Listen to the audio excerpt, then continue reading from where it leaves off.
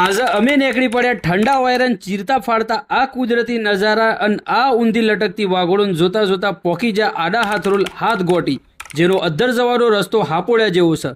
અને અમે ઓથી પોકી જા હજી ઓનથી અદ્ધર, અને ભાઈ એક સાઈડ છે નદી અને એક સાઈડ છે ડુંગરા. અને ભાઈ આ જગ્યા એટલી લાજવાબ છે કે બોલવા માટે શબ્દો ઓછા પડી જાય. અને જો આટલો ટમટમ વરસાદ પડતો હોય તાણા આવ્યો તો હજી વધારે મજા આવે. અને જો હોજ 7 વાગ્યા સુધી રોકાયા હોય તો ડૂબતો સૂરજ જોવાની બહુ મજા આવે. અને આ ખૂબસૂરત લીલોતરીના વચમાં અમન ખરેખર બહુ મજા આવી. અને હું વિડીયો લેતો હતો અને પાછળ ફરીને જોયું તો આ લોકો તો નાસ્તો કરવા બેસી જતા.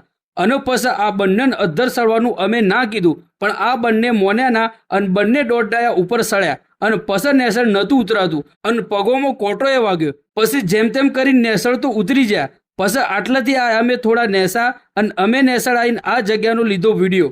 અને તમારે આ જગ્યા પર આવવું હોય અને વધારે વાર રોકાવાનું હોય તો ઘેરથી નાસ્તો લઈને આવજો. શમકો ઓંકણ કશું મળતું નહીં. અને અમે બાઈકો લઈને નીકળી પડ્યા. શમકા લાગી હતી ભૂખ અને પોકી જ્યાં હોટલ પર અને જોવા મંડી પડ્યા મેન્યુ અને મંગાવી દીધા મસાલા ઢોસા. અને ઢોસા બોસા ખાઈને અમે તો નીકળી પડ્યા ઘેર જવા માટે. પણ તમને વિડીયો ગમ્યો હોય તો લાઈક ઠોકો, શેર કરો અને ફોલો બટનનું તો તોડી નાખજો.